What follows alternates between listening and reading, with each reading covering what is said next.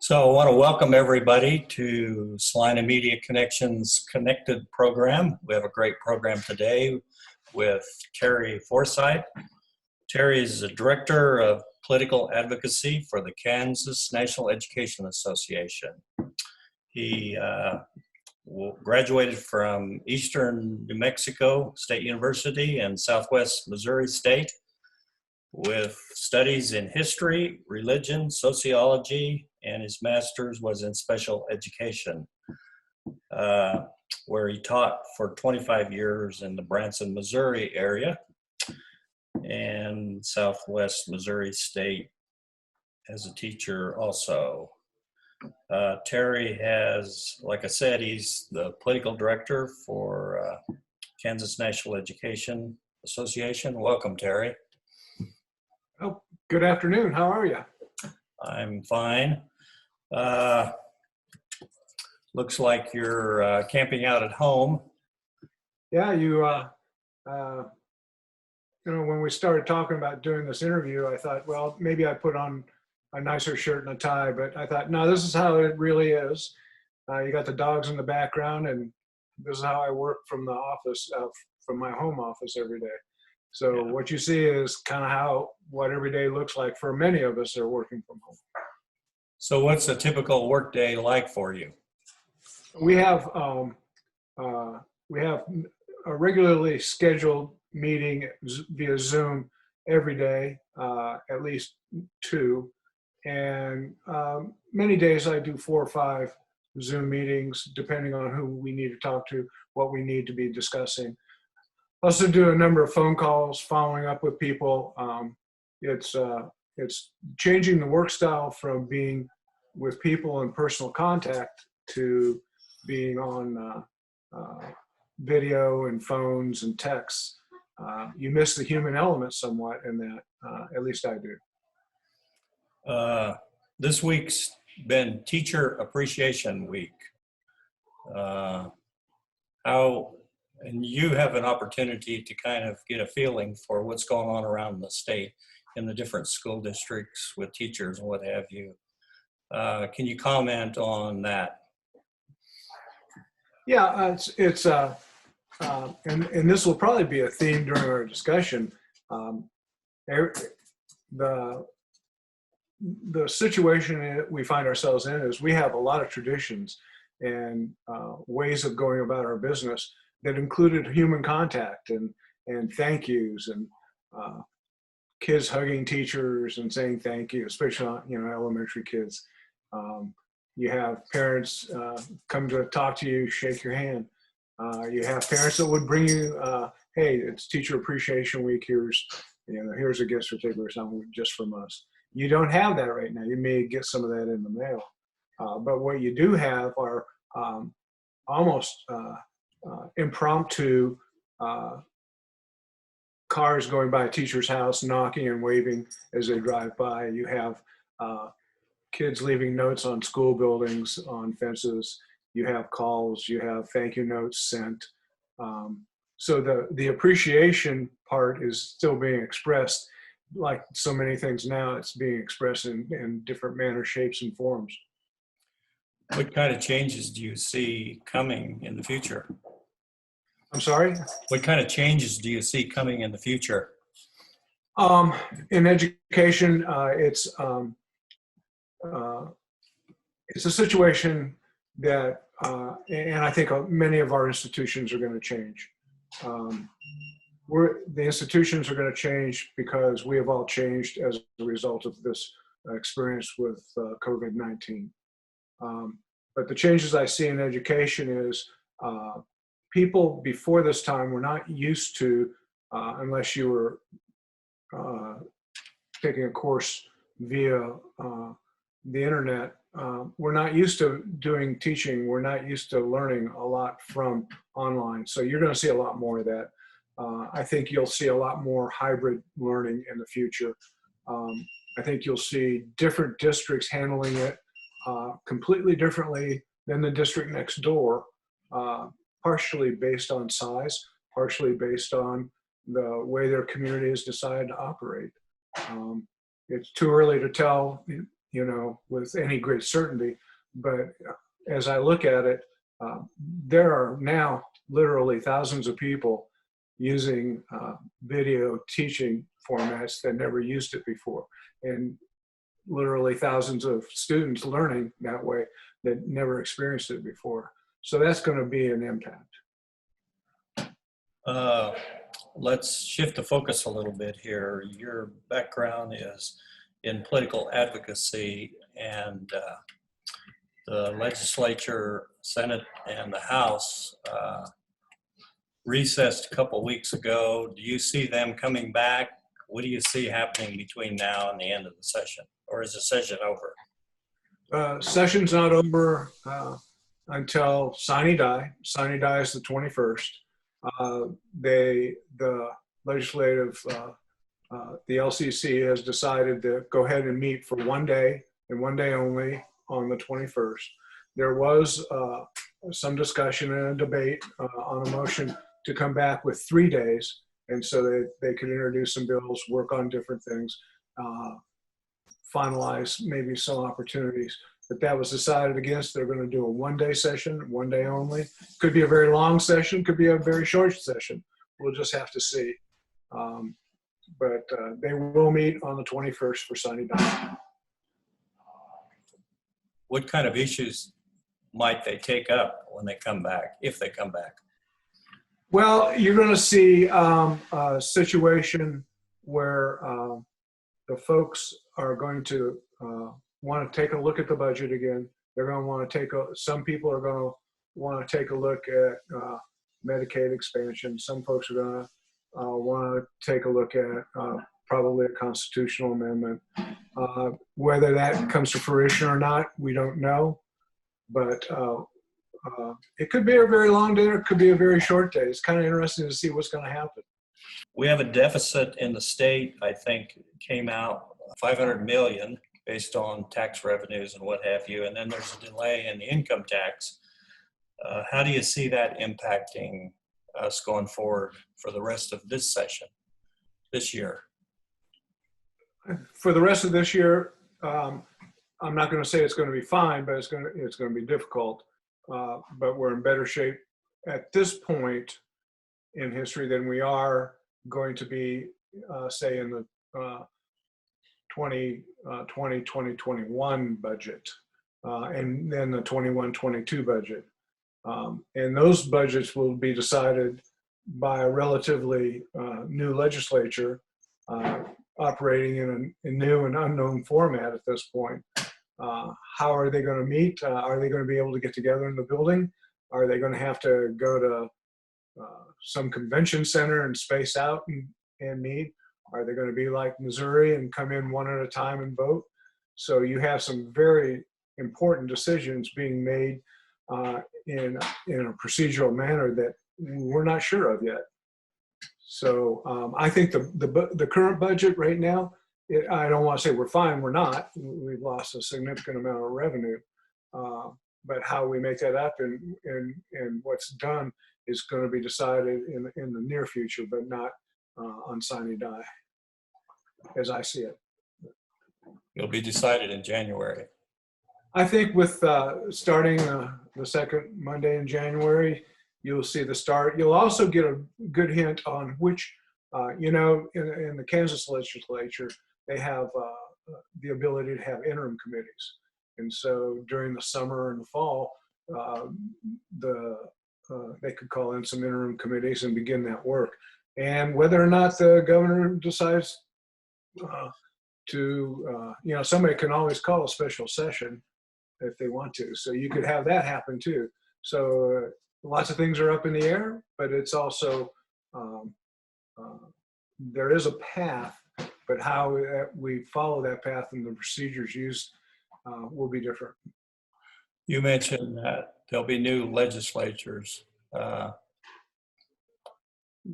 November is the election date for the House, Senate. What do you see happening in terms of new faces? Well, we know that at least there's going to be at least one new face, and that was in the Senate Majority Leader Jim Denning has decided not to run again, and he just announced that this morning. So that's going to be an open seat. So you know there's going to be someone there. I think you'll see, and there are a few open seats, and there are going to be a few people running unopposed. We'll know more when the official date hits at noon on June the 1st. But I think there'll be some turnover. I think there are people that, they're battling enough of the situation with the virus at home. Maybe they don't want to come and do this battle further. So I can't tell you how many, but I can tell you it's significant that Senator Denning decided not to run again. How might that impact what's going on in the Senate? He was a leader. He was not in. He was worked to develop a plan for Medicaid expansion that included both sides of the aisle. He stood with the governor on that. Kind of opposed some of the thinking of the current Senate President Susan Wagle. So it's going to be a loss in many respects, and a loss in leadership, because you have somebody that's been in the legislature a number of years, who had a leadership post and who knew how things worked, and you're going to replace that person probably with somebody with a lot less experience. So at least on the Republican side of the aisle, they're gonna miss some of the leadership and how to run a bill through and get something done, and how to bring people together. So you represent teachers in Topeka. How many teachers are served in the House and Senate? I don't have that number right in front of me. I can tell you we have, in the past, we've had 10 or 15 folks. I should have done my homework better. But I will tell you that we have 4 teachers running right now, and we'll probably add to that, hopefully. But recruiting folks right now is very difficult. It's in the old days, before the lockdown and the virus, to recruit a candidate, you would talk to somebody in a community that knew somebody that wanted to run. You'd go have a chat with them. You sit down and have coffee. You get to know them. You get to talk about how things, and you can observe all those things that are helpful in terms of the cues that a person has when you're talking with them. Well, in the past, that was then, this is now, and you can't do that. It's almost like making cold calls. Hey, would you like to run for the legislature? It's pretty easy to say no. So you have to work your way through that and find somebody to talk to them with you on a phone call, or back and forth like that. So it's a different game at this point. Have you ever thought about running? I thought about it for about 30 seconds and realized, some people are good where they're at, and I feel like I do at least a fair job working for KNEA as a lobbyist. I'm not sure I'd be even a fair legislator at this point. Plus, I'm getting a little, there's a time in life where you go, the lake looks pretty good. So what's been? Yeah, I thought that, but I like the part of finding people and communicating and connecting with folks across the state much better. What's been your biggest challenge?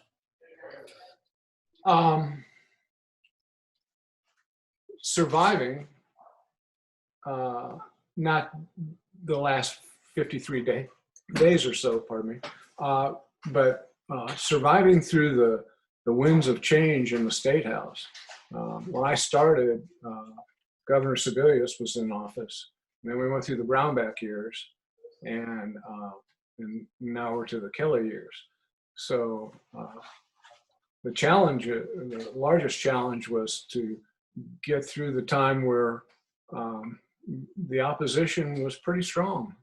There were folks that didn't particularly care for public education.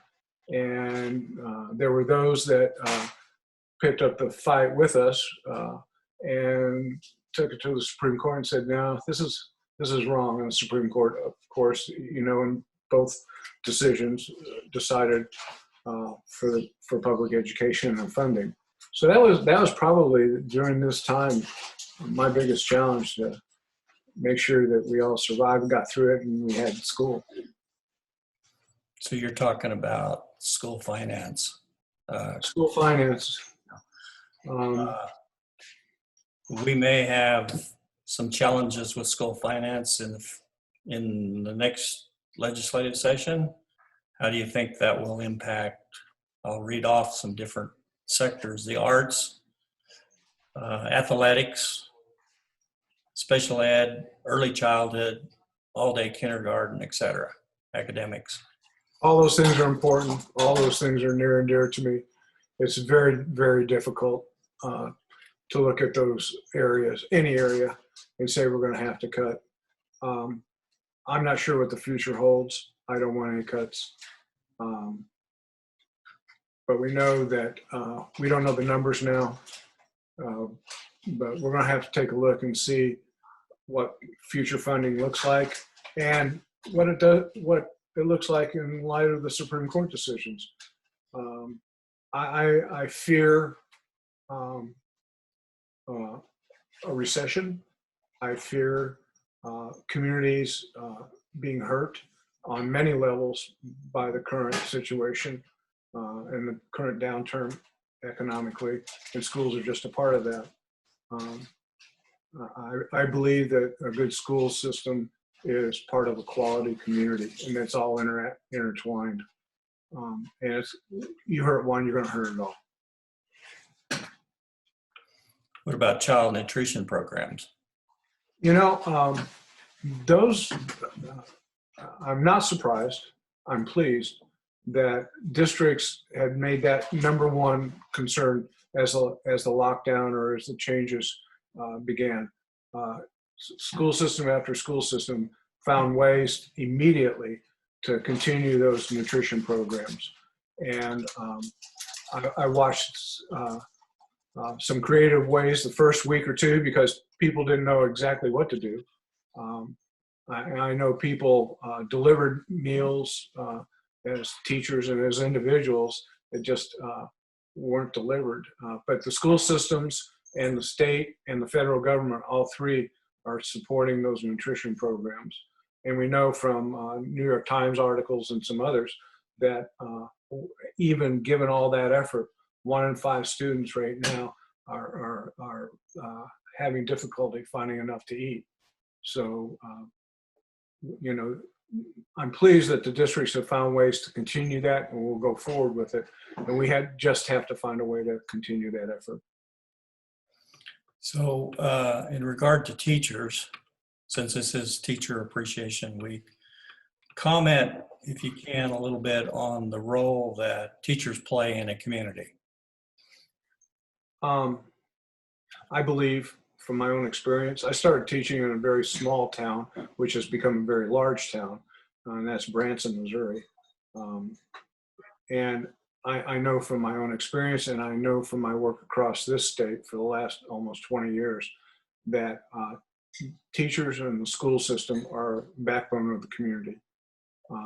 They are not separate and apart. They are a very vital part of the community. I also know that they're respected by the members of their community.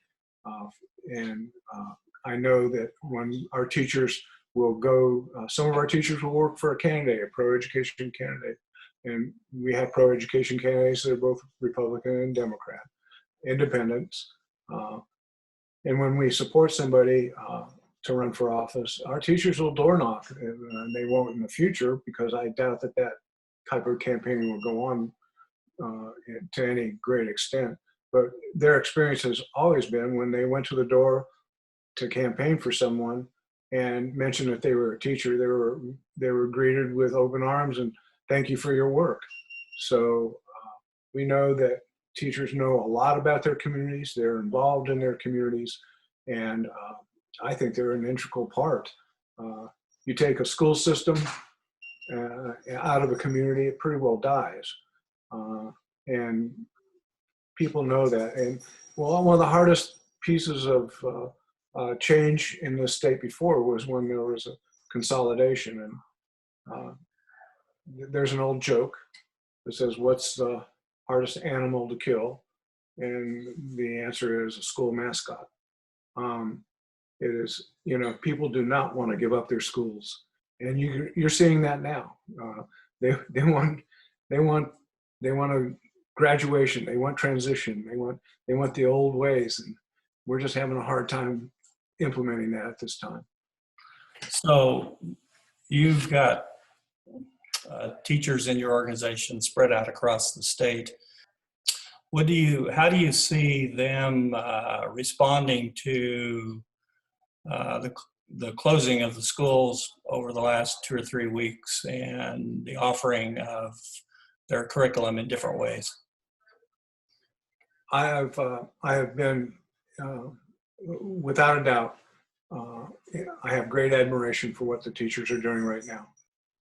In the middle or the last quarter of a school year, everything changed on the fly.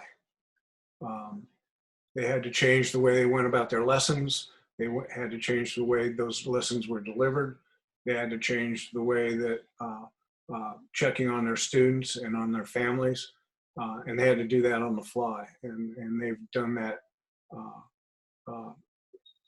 to me, to a great extent. Yeah, there's, as my grandmother would say, hitches in the giddy up. We know that you can't make this massive a change without problems. But we're focusing on each and every problem as it comes along. They do a good job doing that.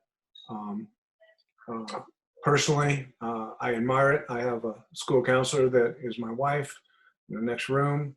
She's, we're talking all the time now about technology. Well, how do I do this part of this lesson, et cetera?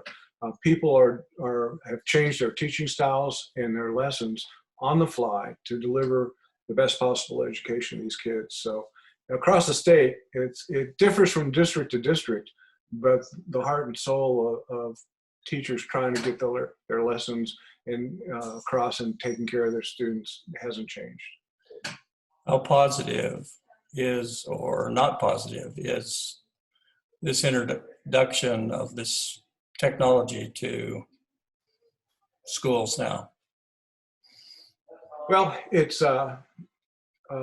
varies from district to district. What I see from my vantage point is that there were districts that met this challenge fairly easily, but they were in areas that had good technology backing to begin with. In some of the other areas of the state where it's very hard to get online, it's hard to deal with Wi-Fi. It's more of a challenge. And what that has brought out is, okay, how are we going to educate by zip code, or are we going to educate across the state? And so people are seeing where those deficits are and scrambling to get that fixed. I know that there are some districts that are distributing ahead of time laptops, iPads, et cetera, to students. And these, you know, it's a new experience for some students. Not everybody had one, although we tend to think that way. So the challenge is changing your style, bringing people online, and making sure everybody has access. And we're not there yet, but we're a lot better than we were in February. So broadband is an issue that more people are becoming concerned about, or seeing some of the deficiencies in rural areas especially. Yes, yeah. It's before it was an amendment, an add-on, but now it's a necessity. If we're gonna go forward with the changes that we see coming, it's just an absolute necessity at this point. Parents are having to do a lot more schooling. What's the future, or how's that going to impact the future of education? I don't think it's a competition, if that's part of what I've heard. I think it's more of a, oh, this is how this goes. It's building a better team between the parents and the school and the teachers than there was before. Now always, yes, there are exceptions and problems, but what we're seeing is that parents are much more involved, asking questions and becoming much more aware of what's going on than they were before. It's not that they weren't involved, it's that you have to be involved on a level that you weren't before. And maybe they should have been before. Yeah, it would have been, yeah, and some were, but I know in my own schooling back in the dark ages, I would come home from school, my parents would say, how'd it go today? Fine, good. Do you have any homework? Did it. Okay. All right, we check that off, now we go on. And I know I've watched other kids go home and do the same thing. How was school today? Good. You got to get beyond the good. And this time and age does that for you. Yeah. So I want to ask you a question about the teaching pool. Number of teachers that are out there, availability. Has this been increasing or decreasing? And how do you see this current COVID issue impacting future teachers? That's a very interesting question. Previous to February, we knew that we were headed toward a teaching shortage just by the mere fact that current teaching force, at least in Kansas, I think the median age was somewhere in the 40s. You know that you're going to retire out there somewhere, and if you have the median age as it goes through the system, getting close to retirement, you're going to have large needs. So we saw that happening anyway. We knew that there were more people leaving the field and coming in terms of being in school and in teacher ed programs. But at the current time, given the situation, I'm not sure people are going to hold on to those jobs. I think they will. I think that, not that we'll have a teaching glut, I don't think that at all. But I think that people who had thought about retiring at this point say, yeah, maybe not now.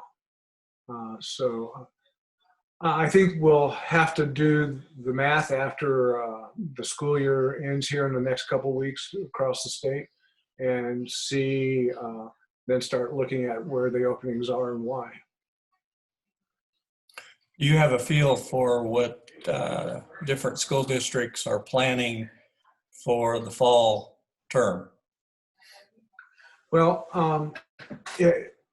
like my wife's school district, she got a note from the superintendent yesterday, I believe, and it gave, I don't know, 10, 12, I think, different scenarios, if-then statements. If this, then this. So there's no one path down that road at this point. Everything's so fluid, so flexible. We don't know about this virus. We think we do, but we don't. We don't have a treatment. We don't have a vaccine at this point. There's not enough tests. Who has it? We really, like I said, we don't understand the virus. If you get it, can you get it again? Do you build antibodies? Some people don't. If you get it, do you have it for a long period of time? Some people, it's been seen that their vital organs take a hit and they don't recover quickly. So, I've mentioned to others that the Department of Defense just announced that if you have the antibodies, you're not getting in the military. So you have all of these possibilities. So the districts that I see so far are building different scenarios built on, do we have a second wave? Do we have a third wave?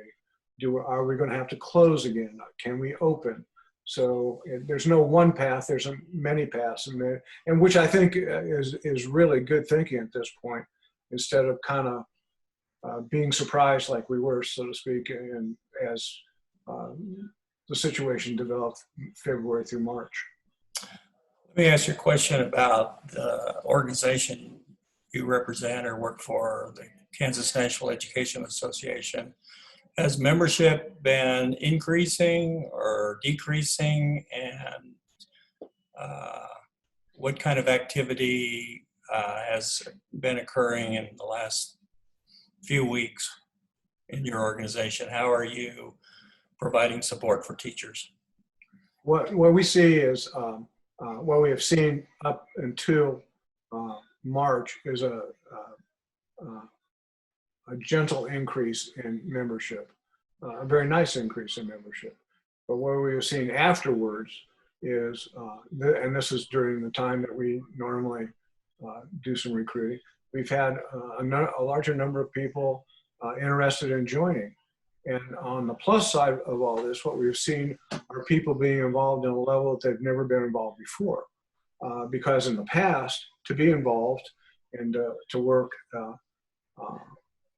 with us on issues, teachers had a situation where they had limited time, travel, and their own family. Well, now they're at home. And while they're still working, they're at home, so they don't have to worry about traveling. So what we're finding are more people involved on a deeper level than they've been before via Zoom or other electronic media, and actually kind of relearning about, hey, this is not so bad. I like this. On our website and through our membership, we publish kind of a weekly situation on here's what's happening. Here's some of our heroes. Here are some people that are involved. Here's some ideas of what we're doing. Here's some other ideas for you. And so we're supportive of our membership through our notifications and through our website. But we're also reaching out individually, saying, making calls. Hey, how are you doing? How's it going? What do you need? And we do that through our field organizers and others, what we call our UNISERV directors.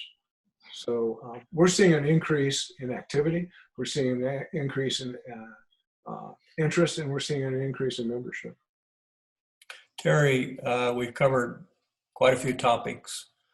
And so I want to ask you, what topic did we not cover that you want to make a comment on?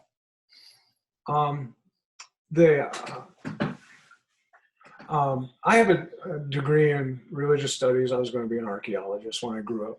And then when I got into it, I realized that the only vocation that paid worse than teaching was archaeology. So then I made the big money by becoming a teacher. But the thing and the reason I say that is all throughout my schooling and all throughout my life with family and friends, I learned that the first and primary thing that we need to do during these times is to reach out to each other with compassion. And I've been making calls to my friends. We've had video Zoom meetings and seeing each other and supporting each other. I reached out to legislators on both sides of the aisles, and both friends and not so much friends, just to check and see, how's it going? What are you doing? Do you need anything? What do you see? I think during these times, the one thing that I want to say to each other is make sure you reach out to each other in compassion. Make sure you treat each other with some flexibility. And make sure that when we get through on the other side of this, wherever that is, that understand that we know each other better, and maybe we can do our best to treat each other better. And on that positive note, Terry, I want to thank you for visiting with us here at Salina Media Connection. And for the viewers, stay tuned for another program, Salina Connected, in the future. Thank you. Thank you, Terry. Thank you very much.